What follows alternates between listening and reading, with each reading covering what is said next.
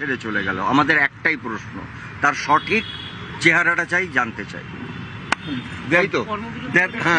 আর কর্মবিরতি নেই, কাল থেকে আমরা কাজ শুরু করছি। ওই আবার বলছি, টেলিভিশন বলি, ফিল্ম বলি, সব কিছুতেই কাজ শুরু হবে। আমরা ভেতরে এতক্ষণ আলোচনা করে সবাইকে বলা হয়েছে, সবার কাজ শুরু হবে ওই একটা সংগঠন ম্যাজিক মোমেন্ট এবং ওই নামগুলোর সঙ্গে যারা যুক্ত তাদের সবার সঙ্গে সেটা আমরা জানিয়ে দেবো যে এটার সঙ্গে আরো অন্য কোনো কোম্পানি আছে কিনা। ট্রুথটা যাতে বেরোয় সেটা আমরা সত্যটা জানতে চাই, ঘটনাটা জানতে চাই। আমাদের কোনো লড়াই নেই কারোর সাথে, কোনো ঝগড়া নেই কারোর সাথে। সত্যটা কিন্তু আমাদের পরিবারের একটি ছেলে চলে গেল এইভাবে, যেখানে 8 থেকে 9 দিন আমরা অপেক্ষা করেছি। হ্যাঁ, লিগালি যা স্টেপ নেবার সেটা আর্টিস্ট ফোরাম নিয়েছে, সেটা পরিবার, কারণ প্রিয়াঙ্কা আমাদের পরিবারের একজন সদস্য, রাহুলও ছিল। কিন্তু তার পরবর্তীকালে আমাদের তো একটা নিজস্ব জায়গা আছে, এটা আমাদের জায়গা, পুরো পরিবার মিলে ঠিক করেছে আমরা ওই পরিবারের মানুষগুলোর সাথে কাজ করব না যারা আমাদের পরিবারের একটা ঘরের ছেলেকে নিয়ে গেছে। তাদের বলতে হবে, পাবলিকলি বলতে হবে, এবং ফাইনালি প্রিয়াঙ্কাকে বলতে হবে হ্যাঁ এটা আমি মানলাম। এখনো 9 দিন হয়েছে বলেনি তারা, আপনারা সেটা সবাই জানেন। সত্যিটা জানতে হবে, এক্স্যাক্টলি হোয়াট হ্যাজ হ্যাপেন্ড দেয়ার। এইটা we are interested in that. এইটা অবশ্যই তাদের বলতেই হবে, এক্স্যাক্টলি কি ঘটেছিল, এক্স্যাক্টলি কি ঘটেছিল, এক্স্যাক্টলি কি ঘটেছিল। Thank you. ওইটা বলো, বাকিটা বলো। না আমি বলবো, বল না আমাকে বসতে বসো, তুমি বসো, বসে বসো, এটা বসো, তোমার পাশে বসো। 72 ঘন্টা বসো, বুম্বাটা বসো।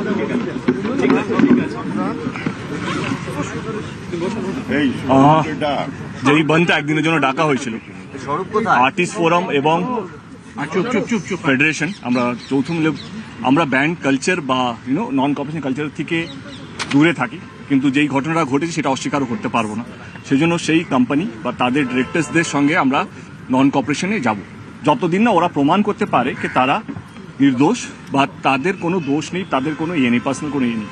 এটা হলো একটা দিক, যেটা আমি বললাম যে কোনো ব্যান্ড বা এটা আমাদের সিদ্ধান্ত হয়েছে, যেটা বুম্বাদা বলবে, আমাদের যে ডিরেক্টর, যেই আর্টিস্টগুলোকে ব্যান করা হয়েছে, যেহেতু আর আমরা আর্টিস্ট ফোরাম বা ফেডারেশন নই, আমরা একটা ইন্ডাস্ট্রি, একটা ছাদ, এবারে অনেকগুলো আর্টিস্ট ব্যান হয়ে পড়ে আছে এবং অনেকগুলো ডিরেক্টর তারা ব্যান হয়ে আছে। বুম্বাদা আমাকে 72 ঘন্টার টাইম দিয়েছে, 72 ঘন্টার মধ্যে তারা আবার ফিরবে, সেটাই বুম্বাদা আমাকে কথা দিয়েছে। এবং আমাদের যারা আর্টিস্ট যারা কাজ করতে পারছে, কারণ একটা রাহুল চলে যাওয়াতে আমরা বুঝতে পেরেছি কে শুধু চলে যাওয়া নয়, কাজ না করতে দেওয়াও একটা এমন একটা কষ্ট, সেইটা আমার মনে হয় যে যাদের কাজ নেই তারা বুঝতে পারবে। তো সেই সিদ্ধান্ত আজকে নেওয়া হলো যে যারা ব্যান আছে তাদেরকে 72 ঘন্টার মধ্যে বুম্বাদা কি করবে, স্বরূপের সাথে কি কথা বলবে, সেটা তাদের ডিসিশন। 72 ঘন্টার মধ্যে তাদের ব্যানটা তুলে নেওয়া হবে বলে আমাকে কনফার্মেশন দিয়েছে। Thank you so much. Bumba কোথায়? বুম্বাকে একটা কথা বলো না, এক কথা। এই বুম্বা, মানুষ আছে আমার সঙ্গে, কি মানুষ আছে? আমি একবার মানুষের সঙ্গে কথা বলতে চাই। এই মুহূর্তে কোনো কর্মবিরতি নেই, কর্মবিরতি উঠে গেল। আগামীকাল থেকে স্টুডিওয়ে কাজ শুরু হয়ে যাবে আগের মতোই। এদিকে প্রসেনজিৎ, ওদিকে রঞ্জিত মল্লিক এবং এদিকে দেব একসঙ্গে এক জায়গায় বসে এই সিদ্ধান্তের কথা জানিয়ে দিলেন, কিন্তু কোন রকম কোনো আপোষ নয়। সত্যি জানতে হবে, সেদিন কি হয়েছিল জানতে হবে, গাফিলতি যদি থাকে কার গাফিলতি সেগুলো জানতে হবে, সেগুলো তারা জানতে চান। সে কথাই জানাচ্ছেন সাংবাদিকদের সামনে। আমাদের কাছে কাম্য ছিল না, নিশ্চয়ই কাম্য ছিল না, কিন্তু এই পরিবারটা এক হওয়াটা বোধ হয় ও উপর থেকে দেখছে যে আজকে সারা ইন্ডাস্ট্রি, পুরো ইন্ডাস্ট্রি, এটা টেলিভিশন, ফিল্ম, ওটিটি সব বাইরে, আমরা সবাই এক জায়গায় আছি, এটা দেখছি। এবং এই এক জায়গায় আমরা থাকবো বলে আমার ধারণা, রাহুলের জন্য থাকবো।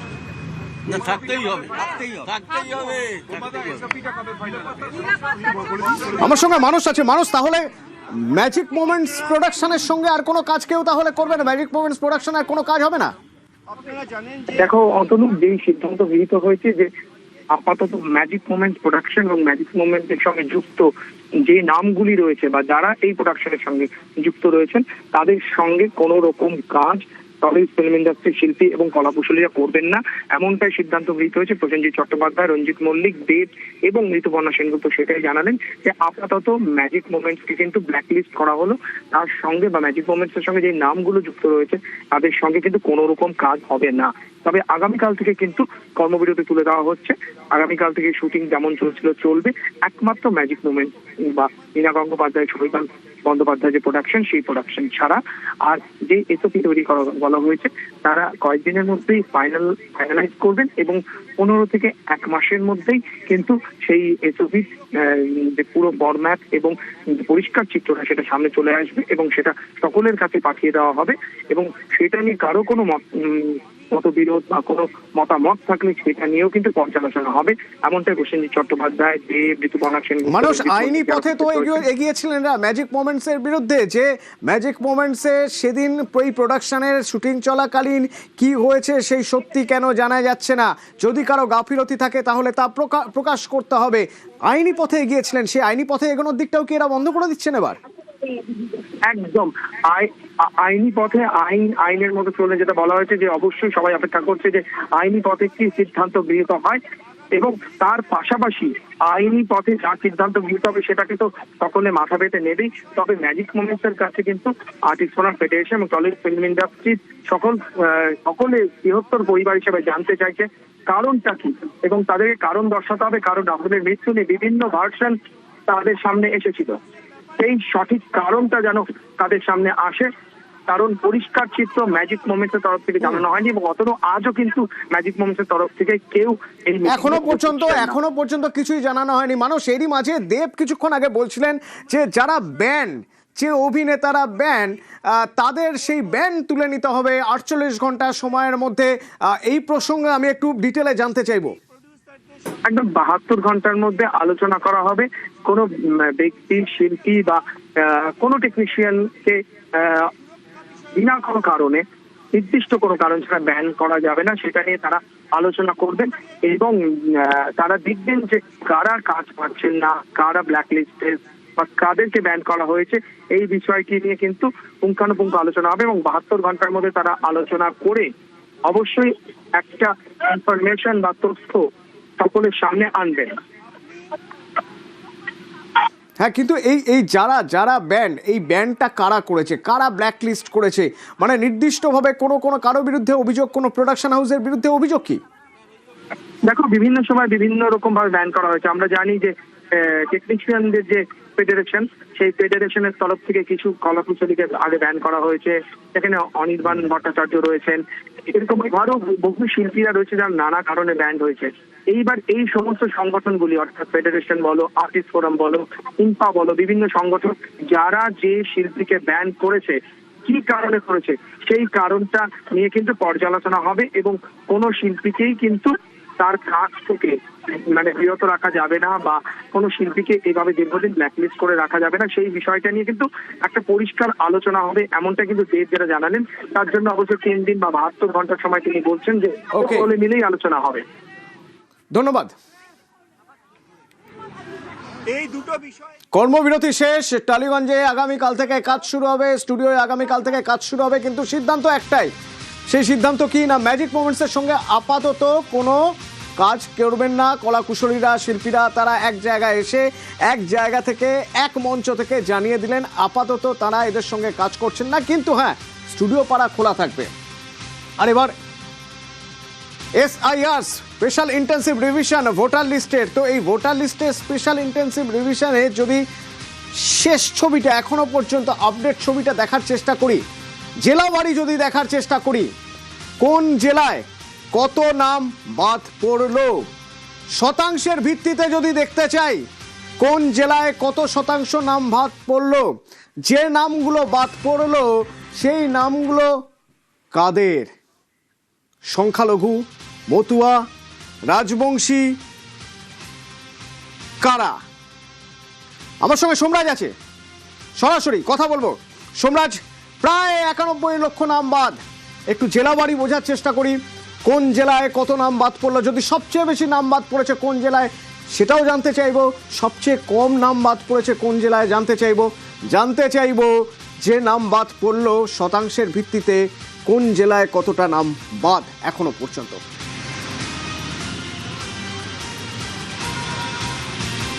হ্যাঁ দেখো এতনু, তুমি যে 91 লক্ষ প্রায় বললে, এটা হচ্ছে এখনো পর্যন্ত সার্বিকভাবে মোট নাম বাদ পড়েছে প্রায় 91 লক্ষের কাছাকাছি। কারণ তুমি দেখেছো যখন রাজ্যে এসআইআর প্রক্রিয়া শুরু হয়েছিল তারপরে একটি খসড়া তালিকা প্রকাশ করা হয়, মূলত death voter, shifted voter, others voter, এই যেটি খসড়া তালিকা প্রকাশ করা হয়েছিল সেই সময় দেখা গেছিল নাম বাদ গেছিল 58,20,899 জনের। তারপরে আমরা দেখেছি বিএলওরা বাড়িতে বাড়িতে এনামুরেশন ফর্ম দিতে গেছেন, এনামুরেশন ফর্ম তারা জমা দিয়েছেন এবং তারপরে যাদের আনম্যাপ ছিলেন অর্থাৎ 2002-এর ভোটার তালিকার সঙ্গে যাদের বর্তমান ভোটার তালিকার মিল পাওয়া যায়নি, যাদেরকে আনম্যাপ ভোটার বলা হয়, তাদের হিয়ারিংয়ের জন্য নোটিশ পাঠানো হয়েছিল।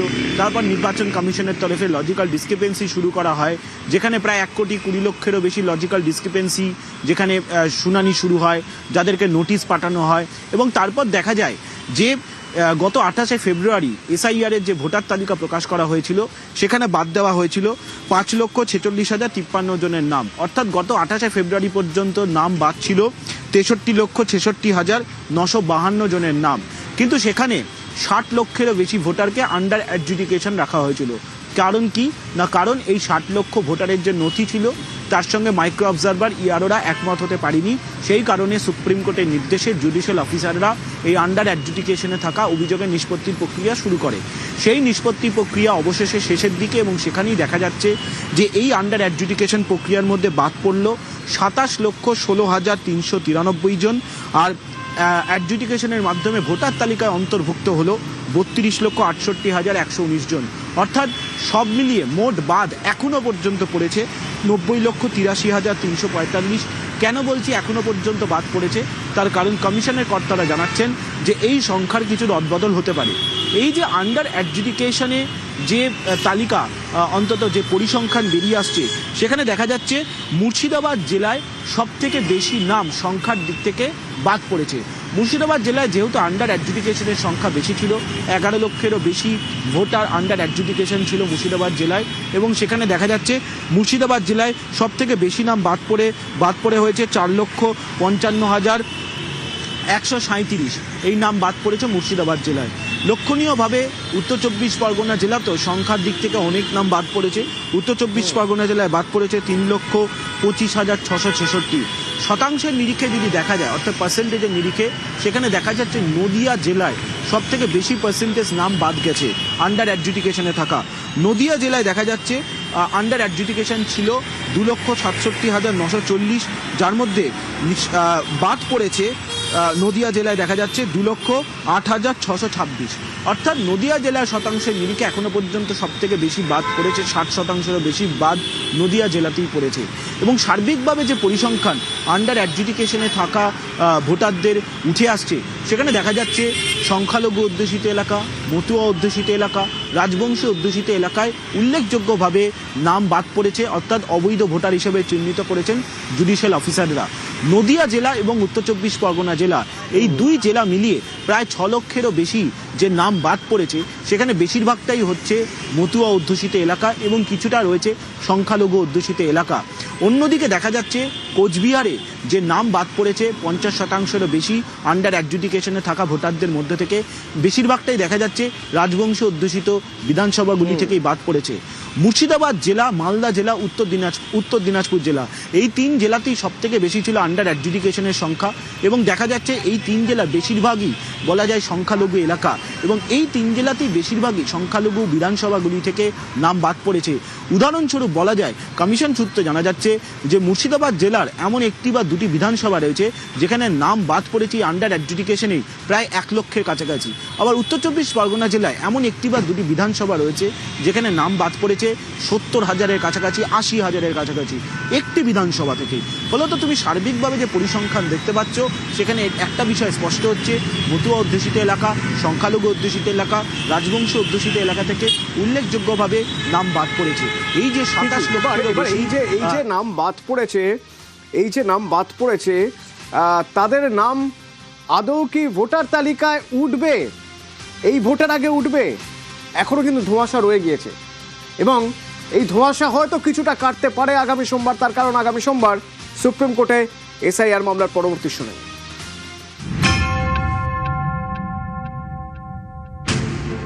সোমবার সুপ্রিম কোর্টে এসআইআর মামলা শুনানির শুরুতেই প্রধান বিচারপতি সূর্যকান্ত জানান, কলকাতা হাইকোর্টের প্রধান বিচারপতির তরফ থেকে একটি রিপোর্ট দেওয়া হয়েছে। তাতে বলা হয়েছে 6 এপ্রিল বেলা 12:04 পর্যন্ত 59,15,000 নাম যাচাইয়ের কাজ শেষ হয়েছে। তখন কমিশনের আইনজীবী বলেন, এদিনের মধ্যেই বাকি কাজ শেষ হয়ে যাবে বলে তথ্য রয়েছে। কিন্তু যাদের নাম সাপ্লিমেন্টারি লিস্ট থেকে বাদ গিয়েছে তাদের নাম কি ভোটার তালিকায় উঠবে? এবার কি তাঁরা ভোট দিতে পারবেন? এ ধোঁয়াশা রয়েই গেল। কারণ 6 এপ্রিল প্রথম দফার ভোটের মনোনয়ন জমার শেষ দিন, আর 9 এপ্রিল দ্বিতীয় দফার। মনোনয়ন জমার শেষ দিনের তালিকাতেই ভোট হয়, তাহলে ট্রাইব্যুনালে কেউ বৈধ প্রমাণিত হলেও তিনি কি এবার আর ভোট দিতে পারবেন? কমিশনের আইনজীবীর বক্তব্য, ট্রাইব্যুনালের কাজ এগোচ্ছে, নোডাল অফিসার নিয়োগ করা হয়েছে। তখন শীর্ষ আদালত জানায়, অবসরপ্রাপ্ত বিচারপতিদের নিয়ে কমিটি গঠন করতে হবে, সেই কমিটি ট্রাইব্যুনালের কাজের পদ্ধতি ঠিক করবে। এদিন শুনানিতে আইনজীবী কল্যাণ বন্দ্যোপাধ্যায় বলেন, নির্বাচনের আগে ট্রাইব্যুনালে যাদের নাম ক্লিয়ার হবে অন্তত 21 তারিখ পর্যন্ত তাদের নাম যুক্ত করা হোক। তখন বিচারপতি জয়মাল্য বাগচি বলেন, ট্রাইব্যুনালের ওপর কিভাবে আমরা চাপ দিতে পারি? তখন কল্যাণ বন্দ্যোপাধ্যায় বলেন, আমরা চাপ দিতে বলছি না, যদি 100 জনের নাম বৈধ বলে বিবেচিত হয় তাহলে তাদের নাম যুক্ত করা হোক। প্রধান বিচারপতি বলেন, সিনিয়র অবসরপ্রাপ্ত বিচারপতিদের নিয়ে টি শিবজ্ঞানামের নেতৃত্বে একটি কমিটি গঠন করছি। এই কমিটি ঠিক করবে ট্রাইব্যুনাল কোন পথে এগোবে। অ্যাপিলেট ট্রাইব্যুনাল নিজেদের মতো প্রসিডিওর ঠিক করতে পারবে। বিচারাধীনদের নিষ্পত্তির পরে সকল বৈধ ভোটারের নাম সাপ্লিমেন্টারি তালিকায় তুলতে হবে। অফলাইন না অনলাইন কিভাবে আবেদন ট্রাইব্যুনালে জমা পড়বে তা কমিটি ঠিক করবে। এই মামলার পরবর্তী শুনানি 13 এপ্রিল। ভোটার তালিকায় নাম তোলা নিয়ে ততদিন পর্যন্ত রয়ে গেল ধোঁয়াশা। নিউজ 18 বাংলা। হিসেব বলছে এই যে বিচারাধীন নাম ছিল তার মধ্যে থেকে কোচবিহারে যত বিচারাধীন নাম ছিল তার 45% বাদ গিয়েছে, এবং এই 45% বেশিরভাগটাই রাজবংশী ভোট, সংখ্যালঘু ভোট, মতুয়া ভোট, আদিবাসী ভোটে কোপ। বেছে বেছে নাম বাদের অভিযোগ করছেন মমতা বন্দ্যোপাধ্যায়। কত ভোট কেটেছিল বাগদায়, গাইঘাটায়, বনগাঁয়, হাজার হাজার ভোট কেটেছিল। সংখ্যালঘুদের তো কেটেছে ছেড়ে দিন, কয়েক লক্ষ। হিন্দুদেরও ভোট কেটেছে। এদের বিশ্বাস করা আর গোখর সাপকে বিশ্বাস করা একই ব্যাপার। ঘরে গোখরও ঢুকতে দেবেন না আর কেউটেও ঢুকতে দেবেন না। 90 লক্ষ ভোট এখনো বাদ আছে, তার মধ্যে 58 লক্ষ ওরা খোলেনি। আমরা বারবার বলেছি, রাস্তা থেকে সুপ্রিম কোর্ট ওই 60 লক্ষ যেটা লজিস্টিক্যাল ডিসক্রিপেন্সি করে বাদ দিয়েছিল, তার মধ্যে আমি কোর্টে কেস করেছিলাম বলে 32 লক্ষ লোকের নাম উঠেছে। বাদ বাকিটাও আমরা ট্রাইব্যুনালে যাব এবং তুলব যাদেরটা বাদ আছে।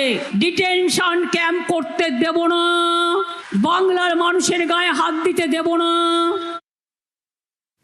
24-এ সিএ, 26-এ এসআইআর এর নাম বাদে বিজেপিকে নিশানা মমতার। 24-এর ভোটের আগে সিএ করে কেন্দ্র, আর 24-এ অনুপ্রবেশকারীদের নাগরিকত্ব দিতে সিএ, 26-এ এসআইআর করে কেন পুরনোদের নাম বাদে বিজেপিকে নিশানা মমতার। অনুপ্রবেশকারী 24-এ আসলে তখন আপনারা তাকে কেয়া করে দেন, আর যারা পুরোনো দিন থেকে এখানে আছে তাদের নাম কেটে দেন। কেন এই ডিসক্রিমিনেশন? কেন দেখে দেখে একটা কমিউনিটিকে বাদ দিচ্ছেন, দেখে দেখে মতুয়াদের বাদ দিচ্ছেন, দেখে দেখে রাজবংশীদের বাদ দিচ্ছেন, দেখে দেখে সংখ্যালঘুদের বাদ দিচ্ছেন। আর অন্যদিকে ধর্মেন্দ্র প্রধানের প্রতিক্রিয়া, বৈধ ভোটার না হলে নাম বাদ যাবেই। एससीआर एक संवैधानिक प्रक्रिया है। देश में अनेक राज्यों में पहले भी हुई है।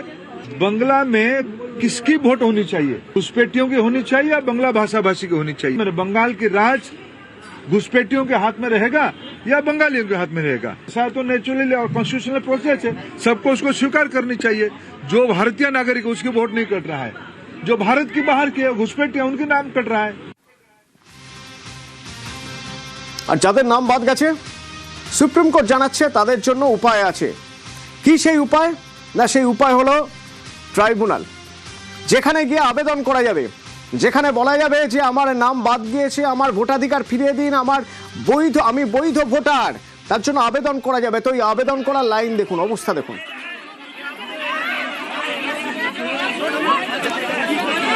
ক্যানিং পরিস্থিতি এমনই যা সামলাতে কেন্দ্রীয় বাহিনী নামাতে হলো। পুলিশের সঙ্গে ধস্তাধস্তি। বাসন্তী, গোসাবার বহু বাসিন্দার নাম বাদ, তারা আবেদন জানাচ্ছেন ট্রাইব্যুনালে।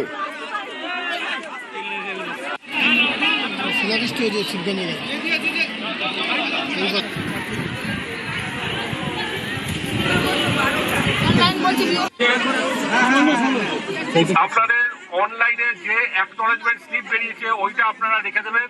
আপনাদের আবেদনপত্র যথাযথ স্থানে পৌঁছে গেছে। যারা অনলাইনে করতে পারেননি তাদের জন্যই এইখানে আবেদনপত্র গ্রহণ করা হচ্ছে।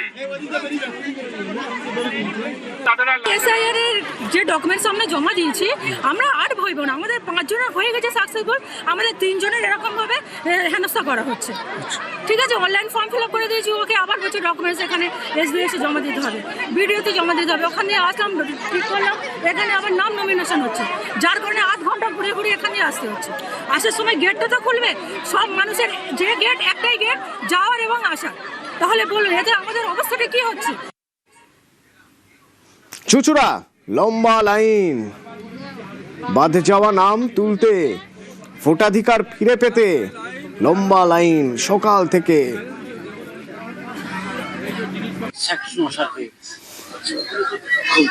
আধার কার্ড, প্যান কার্ড, তারপর ভোটার কার্ড, তারপর জায়গার দলিল।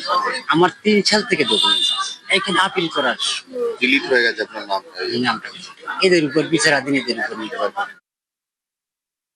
আমার মেয়ে 3 ইলেকশন ভোট দিচ্ছে, কিন্তু নাম ভুল হয়েছে। এই নাম আমি কোথাও ছাড়তে পারি না। জাহেনা বিবি নাম, সেখানে ভোটার কার্ডে সাইলা বিবি হয়ে গেছে। ওটা তো অফিস থেকে করেছে, বানানটা ঠিক করে না। তাহলে এবার আমরা কি করি? নামের গণ্ডগোলগুলো যারা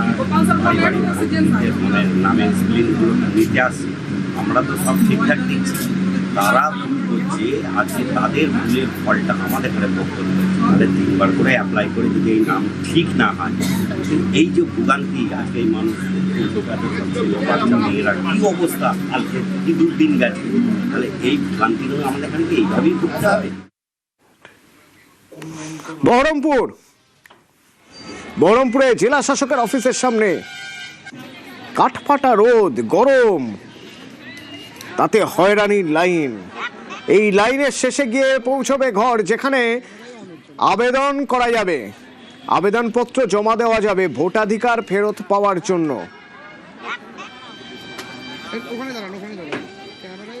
তোমাদের এই জিনিসটা লাগবে, তাই আমরা সেই জিনিসটাই আমরা নিয়ে আসবো। তা তো করছে না, তাহলে এবার আমরা আসতে আর ঘুরে যাচ্ছি, এরকম করাটা ঠিক বলেন। কাগজপাতি জমা দিলাম, আমার পায়ে হ্যান্ডিক্যাপ, আমি হাঁটতে পারি না, কিছু না। আমার ছোট বোনকে সঙ্গে করি আমি নিয়ে এসেছি, 9:30টার সময় এসেছি বাড়ি থেকে। আজকে অনলাইনে করেছি, আবার এখানেও জমা দিয়েছি। যে গোষ্ঠী আমরা 14 পুরুষ এখানে বাসিন্দা, প্রকৃত যারা বাংলাদেশের লোক তাদেরকে ধরুক। একটা বড় লোক গিয়ে সে ক্ষমতা দেখাচ্ছে, জোর খাটাচ্ছে, তার ভোট উঠে যাচ্ছে। আর আমরা সাধারণ গরিব ভিখারি মুনিশ খাটি বলি, তাহলে আমাদের কোনো দাম নেই। হয়রানির লাইন আলিপুরদুয়ারেও। রবীন্দ্র ভবন ট্রাইব্যুনালের আবেদন জমা নেওয়া হচ্ছে, সেখানে নাওয়া খাওয়া ভুলে ট্রাইব্যুনালে আবেদন জমা দিতে লাইনে নাম বাদ পড়ারা। বৈধ নথি দিলেও নাম বাদ হয়েছে, অভিযোগ করছেন তারা। এবং যাতে মানুষের হয়রানি কমে কিছুটা হলেও, রবীন্দ্র ভবন ছাড়াও বিডিও অফিসেও ট্রাইব্যুনালে আবেদন করা যাচ্ছে। সকাল 9টার দিকে আসছে, 200 লোকের পিছনে লাইন আছে। এখন তো কোনো বলতেছে না যে এখন কি ডকুমেন্টস লাগবে বা কি ভুল আসছে, কোনো ডকুমেন্টস ডিলে যাচ্ছে, পাবলিক হ্যারাসমেন্ট করা হচ্ছে। বিষ্ণুপুর, বাঁকুড়ার বিষ্ণুপুরে ভোর থেকে লাইন, যদিও কাজ শুরু হয়েছে 10টার পর। চড়া রোদে নাজেহাল মানুষ, শয়ে শয়ে মানুষ বাঁকুড়ার বিষ্ণুপুরের এসডি অফিসে।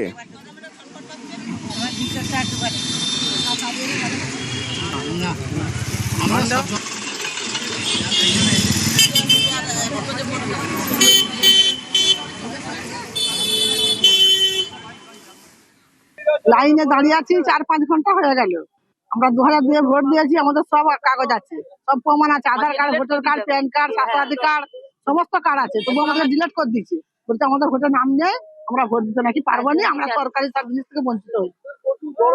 প্রচুর গরম, আমরা হাত ফেল হয়ে যাচ্ছি। লাইনের উপরে লাইনের আমাদেরকে হায়রানি করে ছুট কাটিয়ে মেরে দিচ্ছে। আমাদের বাপ দাদা 14 পুরুষ এখানেই জন্মভূমি, অথচ আমাদেরকে ভোট দিতে দিবেনি, বলছে আমাদের ভোটের নাম নাই, ভোটের দিচ্ছে।